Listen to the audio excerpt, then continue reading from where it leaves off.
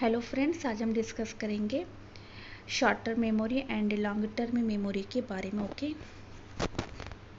सबसे पहले हम डिस्कस करेंगे शॉर्ट टर्म मेमोरी के बारे में। शॉर्ट टर्म मेमोरी सिस्टम का सेकेंड स्टेज होता है। इस स्टेज को विलियम जेम्स ने प्राइमरी मेमोरी भी कहा है। जब कोई भी इंफॉर्मेशन इन्वायरमेंट से रिसीव हो करके हमारे ब्रेन में पहुंचती है तो वहाँ पे एक फर्स्ट इम्प्रेशन बनता है। इस फर्स्ट इम्प्रेशन को ही सेंसरी मेमोरी कहा जाता है। जब सेंसरी मेमोरी में मौजूद इंफॉर्मेशन पर हम थोड़ा सा ध्यान देते हैं, अटेंशन देते हैं, तो वहाँ से वो इंफॉर्मेशन मेमोरी सिस्टम के सेकेंड स्टेज में पहुँचती है और इस सेकेंड स्टेज को ही हम शॉर्ट टर्म मेमोरी कहते हैं। शॉर्ट टर्म मेमोरी को शॉर्ट टर्म क्यों कहा जाता है? इसलिए क्योंकि इसकी जो ड्यूरेशन पीरियड है बहुत ही कम होता है। 20 या 30 सेकेंड या ज़्यादा से ज़्यादा 1 मिनट तक ही हम किसी इंफॉर्मेशन को इस स्टेज में होल्ड कर सकते हैं। और इसकी जो स्टोरेज कैपेसिटी है वो भी बहुत कम है। हम मिनिमम 5 डिजिट और मैक्सिमम 9 डिजिट यानी 7 प्लस एंड माइनस 2 को ही में इस मेमोरी सिस्टम में स्टोर कर पाते, उससे ज़्यादा हमारी कैपेसिटी नहीं होती है। Okay, 7 plus and minus 2 digit को मिलर्स मैजिकल नंबर कहा जाता है। क्यों? क्योंकि ये जो फार्मूला, ये जो डिजिट, ये जो स्टोरेज कैपेसिटी को बताया मिलर ने बताया, इसलिए उनके नाम पे इसका नाम रख दिया गया मिलर्स मैजिकल नंबर। बहुत सारे कॉम्पिटिटिव एग्जाम में इस तरह के छोटे छोटे क्वेश्चंस आ जाते हैं, तो इस बात पे थोड़ा फोकस करिएगा, ठीक है। इसी शॉर्ट टर्म मेमोरी में इसका एक सब पार्ट है वर्किंग मेमोरी। वर्किंग मेमोरी होती क्या है, इसको थोड़ा सा हम डिस्कस करेंगे कि जब शॉर्ट टर्म मेमोरी में मौजूद इंफॉर्मेशन पे हम थोड़ा सा ध्यान दे देते हैं, यानी उसकी इम्प्लिसिट लेवल पर अव्यक्त तरीके से, अप्रकट तरीके से रिहर्सल कर देते हैं, यानी मेंटेनेंस रिहर्सल मन ही मन में कर देते हैं, तो इससे वो इंफॉर्मेशन थोड़ा बहुत चेंज हो जाती है, मैनिपुलेट हो जाती है, ठीक है। तो इस मैनिपुलेट हो जाती है और उस मैनिपुलेट इंफॉर्मेशन को हम 20 या 30 सेकंड से ज़्यादा 1 मिनट तक होल्ड कर पाते हैं। जैसे एक एग्जाम्पल लीजिए, हमसे किसी का कॉन्टैक्ट नंबर मांगा, हमने अपना मोबाइल फ़ोन उठाया, उसमें से कॉन्टैक्ट नंबर देखा, उसे 1 या 2 बार मन ही मन में दोहराया और फिर उसे बता दिया कि ये इसका कॉन्टैक्ट नंबर है, ठीक है। इस दौरान हमारे ज़रिए बहुत सारे कॉग्निटिव एक्टिविटीज़ की गई, कॉग्निटिव ऑपरेशंस किए गए और इस कॉग्निटिव एक्टिविटीज़ की वजह से उस इंफॉर्मेशन में थोड़ा बहुत मैनिपुलेशन भी हुआ। हमने उस इंफॉर्मेशन को ऑर्गेनाइज्ड भी किया और थोड़े टाइम के लिए, थोड़े से पीरियड के लिए उसको स्टोर भी कर लिया।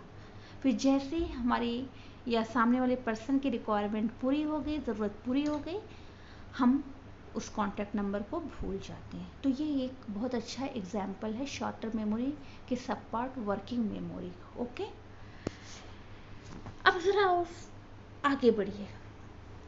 जब शॉर्ट टर्म मेमोरी, जो कि मेमोरी सिस्टम का सेकेंड स्टेज है, इसमें मौजूद इंफॉर्मेशन पर थोड़ा बहुत हम ध्यान दे करके उसके डेप्थ लेवल पे प्रोसेसिंग कर देते हैं, उसका रिहर्सल कर देते हैं, ठीक है।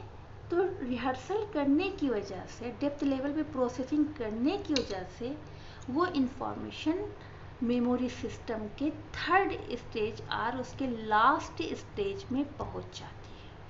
यानी मेमोरी सिस्टम का जो थर्ड स्टेज है या लास्ट स्टेज है, उसको हम लॉन्ग टर्म मेमोरी कहते हैं।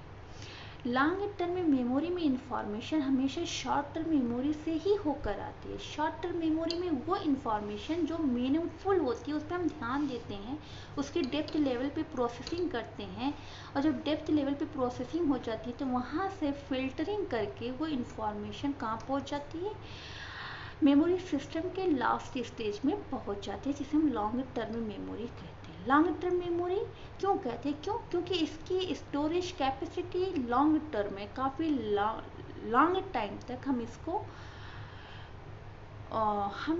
इसमें इंफॉर्मेशन को स्टोर कर लेते हैं। ठीक है, इसमें जो भी इंफॉर्मेशन स्टोर होती है वो परमानेंटली होती है। ठीक है, और लॉन्ग टर्म मेमोरी में पहुंचने के बाद कोई भी इंफॉर्मेशन जो है बहुत जल्द उसकी फॉरगेटिंग नहीं होती, धीरे धीरे बहुत ही टाइम लगता है फॉरगेटिंग होने में, बहुत ही उसकी स्पीड जो फॉरगेटिंग की होती है बहुत स्लो हो जाती है। और ये अगर कोई भी इंफॉर्मेशन 1 घंटे के बाद आप दोहरा लेते हैं तो इसका मतलब कि 1 घंटे के बाद, 1 महीने के बाद या 1 साल के बाद या पूरी ज़िंदगी अगर कोई इंफॉर्मेशन आपके ब्रेन में है तो वो लॉन्ग टर्म मेमोरी में है। ओके, लॉन्ग टर्म मेमोरी के 2 टाइप्स होते हैं, declarative memory and non declarative memory. Declarative memory जिसको हम एक्सप्लिसिट मेमोरी भी कहते हैं। एक्सप्लिसिट मेमोरी प्रकट स्मृति, वो मेमोरीज जिसे हम कॉन्शियसली एक्सप्रेस कर लेते हैं, बता देते हैं वर्ड्स के ज़रिए, सेंटेंस के ज़रिए। ओके, नॉन डिक्लेरेटिव मेमोरी जिसे हम कॉन्शियसली एक्सप्रेस नहीं कर पाते, बल्कि अनकॉन्शियसली एक्सप्रेस कर लेते हैं। कह सकते हैं कि कोई नॉन डिक्लेरेटिव मेमोरी के तहत वो मेमोरीज आती हैं जिससे जो स्किल्स से, एक्शन से रिलेटेड होता है, जिसे हम परफॉर्म करके ही बता सकते हैं कि वो हमारे मेमोरी में स्टोर हैं या नहीं है। एक एग्जांपल लीजिए, जैसे साइकिलिंग करना, टाइपिंग करना, ये सब क्या है? आप उसे परफॉर्मेंस के ज़रिए बता रहे हैं कि आपको साइकिल चलाना आती है या नहीं आती, आपको टाइपिंग आती है या नहीं, अगर आती है तो किस तरह से आती है, आपकी स्पीड क्या है, आपके अंदर एक्यूरेसी कितनी है।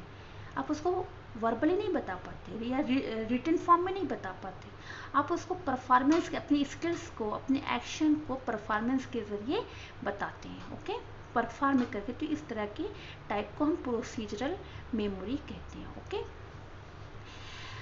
अब हम लोग आते हैं डिक्लेरेटिव मेमोरी। डिक्लेरेटिव में जिसको हम कहते हैं कि डिक्लेरेशन से रिलेटेड है, यानी घोषणा से। डिक्लेरेटिव मेमोरी घोषणात्मक स्मृति, वो मेमोरी जिसे हम वर्ड्स के ज़रिए, सेंटेंस के ज़रिए या कॉन्शियसली एक्सप्रेस कर लेते हैं। ठीक, जिसे हम रिटन फॉर्म में, वर्बल फॉर्म में एक्सप्रेस कर लेते हैं। इसके तहत वो सारी इंफॉर्मेशन होती है जो कि किसी फैक्ट से रिलेटेड होती है, किसी डेट से रिलेटेड होती है, किसी इवेंट से रिलेटेड होती हैं। ठीक, किसी कंसेप्ट से रिलेटेड होती हैं। इसके भी 2 टाइप्स हैं, एपिसोडिक मेमोरी। एपिसोडिक मेमोरी वो मेमोरी होती है, लॉन्ग टर्म मेमोरी का वो पार्ट है जिसमें किसी भी इवेंट, किसी भी इंसिडेंट से रिलेटेड मेमोरीज स्टोर होती हैं, कुछ यादें स्टोर होती हैं।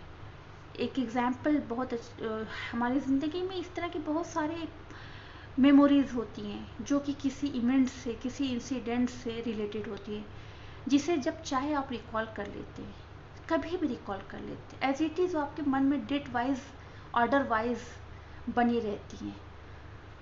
आपके, ठीक है, आपका बचपन कहाँ पे गुजरा, आपके बचपन के दोस्त कौन थे, आपकी स्कूलिंग कहाँ हुई, आपके घर में किसी के शादी का फंक्शन कब हुआ। इस तरह की जो मेमोरीज होती है जिससे आप डेट वाइज, एक ऑर्डर वाइज बहुत ही अच्छे तरीके से रिकॉल कर लेते हैं, उसको हम कहते हैं, जो किसी इवेंट से या किसी इंसिडेंट से रिलेटेड होती है, इंसिडेंट से रिलेटेड हो, किसी वाक़ये से, किसी हादसे से रिलेटेड हो, वो एपिसोडिक मेमोरी है। सीमेंटिक मेमोरी के तहत वो सारी इंफॉर्मेशन आती है जो कि किसी फैक्ट से रिलेटेड होती हैं, किसी कंसेप्ट से रिलेटेड होती है। जो कुछ भी हम पढ़ते हैं, लिखते हैं, हमारे पास जो कंसेप्चुअल नॉलेज है, इंफॉर्मेशन है, जो फैक्चुअल नॉलेज है, बुकिश नॉलेज है, सब सीमेंटिक मेमोरी है। आपसे पूछ दिया जाए किसी कैपिटल्स नेम के बारे में, आप उसको बता दें। ठीक है, किसी मैथमेटिक्स के फार्मूला के बारे में पूछ दिया जाए, उस फार्मूला को रिकॉल कर लें। साइकोलॉजी के किसी टॉपिक के बारे में पूछ दिया जाए, किसी डिफिनीशन के बारे में किसी साइकोलॉजिस्ट का नाम पूछ दिया जाए, आप उसको बता देते हैं, रिकॉल कर लेते हैं। तो वो क्या है, वो एक सिमेंटिक मेमोरी। क्यों? क्योंकि किसी फैक्ट से रिलेटेड है। ओके, तो ये था आपका टाइप्स ऑफ मेमोरी।